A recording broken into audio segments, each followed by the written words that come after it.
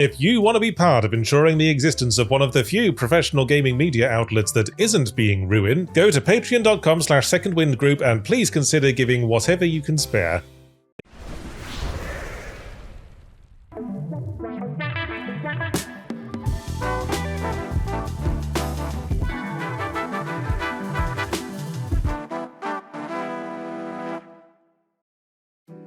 PlayStation's live service ambitions are a bit of a sight to behold. Concord crashed and burned. Haven Studios founder Jade Raymond just left the company, which is currently working on Fair Games. I've heard that recent playtest did not go well for that one. And Bungie, the studio that was supposed to be leading Sony's live service efforts, is the latest story in what seems to be a never-ending cascade of bad news coming out of PlayStation's internal projects. The latest game from Bungie, Marathon, isn't exactly in the best of positions right now. The gameplay reveal last month was a resounding dud for the studio, the closed alpha didn't generate much excitement from players, and in general, Marathon feels like a game that nobody really asked for. Already struggling with PR, Bungie and Marathon took another major hit this past week as it was discovered that the game has been using plagiarized assets from independent artist Antireal. Bungie itself confirmed the allegations on a livestream, addressing the matter with game director Joe Ziegler and art director Joseph Cross.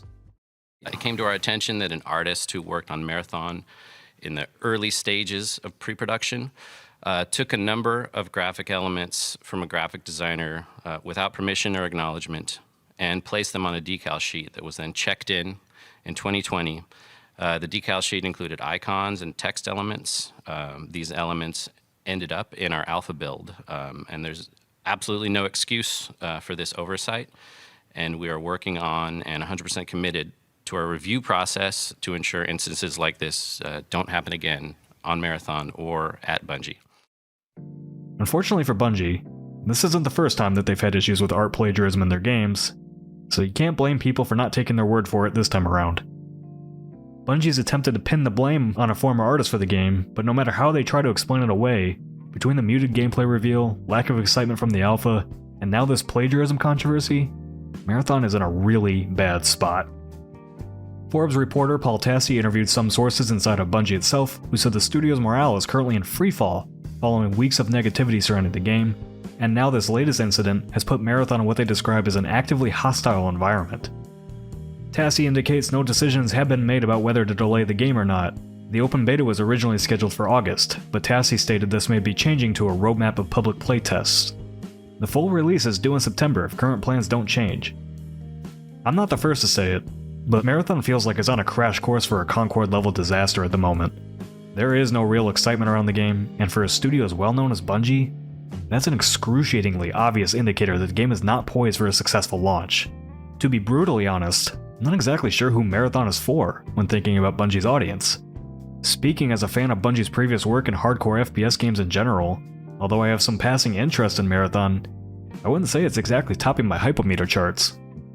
Extraction shooters aren't typically casual-friendly games, and when I think of Bungie, I think of Halo and its sandbox multiplayer, or Destiny and its cooperative-focused mission structure and awesome scripted moments. Yeah, both games had their hardcore competitive audiences, but extraction shooters are often heavily geared towards the real sweats out there. As of right now, Marathon doesn't offer anything outside of that type of experience. Tassi's report indicates that Bungie's own developers were warning leadership about the need for additional PvE modes early on in development, and were ignored. Reports of poor leadership at Bungie have been circling the studio for a while now, with multiple former employees speaking out against the management following Sony's acquisition of Bungie, and multiple rounds of layoffs in the following years. Destin Ligari also just released a great video about the issues allegedly plaguing Bungie and his leadership with details from multiple sources. There is a lot of history around Bungie's management troubles, and it seems all that's starting to really come to a head for the studio, with Marathon being the byproduct of that. Bungie's leadership can say whatever they want in regards to making a more accessible extraction game, but Call of Duty is also an accessible game, and if you've played its Battle Royale mode, Warzone, you know it's anything but.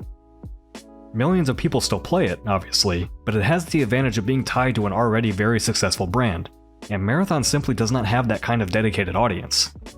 Not to mention it's not planned to be a free-to-play release either, but a moderately priced premium title. I go back and forth between whether that's the right call in such a saturated market, but at this point, even the Bungie name isn't going to be enough to draw people in either way. I'm just a commentator on these things. I don't know what the solution is for Marathon at this point. I do, however, know that expectations are sky high for Bungie and PlayStation, and that a lot rides on this game for Bungie as a studio, including their future independence from PlayStation if things don't pan out. And unfortunately, if things don't pan out, the first people to be affected by any changes will be the developers, and not the leadership that brought Bungie to this point.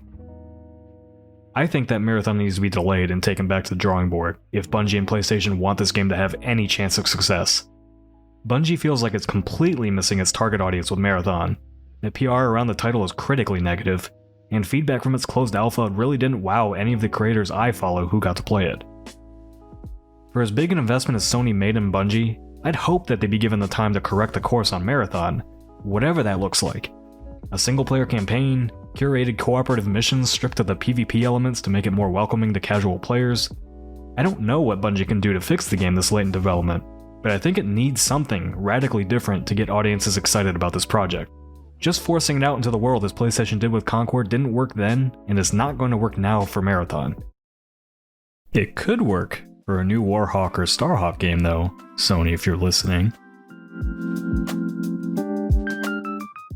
We here at Second Wind are well into our second year as a content-producing powerhouse, and we're hoping to keep going into a third, and perhaps even dare we dream a fourth. By donating as little as $1 a month to our Patreon, you can be a part of helping us keep going. Well, subscribe to the $5 tier and you can enjoy all kinds of extra content we keep under the table for the special customers. I myself have been indulging my hobby of making long-form videos in which I explain the lore of video game franchises I don't know much about, as well as some exclusive interviews and other experimental videos I and my colleagues are creating on a monthly basis. Maybe you'll enjoy them, maybe you'll want to join the Patreon so you can tell us they suck. Either way helps the creative process. If you want to be part of ensuring the existence of one of the few professional gaming media outlets that isn't being ruined and or shut down by corporate bastards, go to patreon.com/secondwindgroup and please consider giving whatever you can spare. And if you don't want to do any of that either, I don't know, take up cycling, it's good core exercise.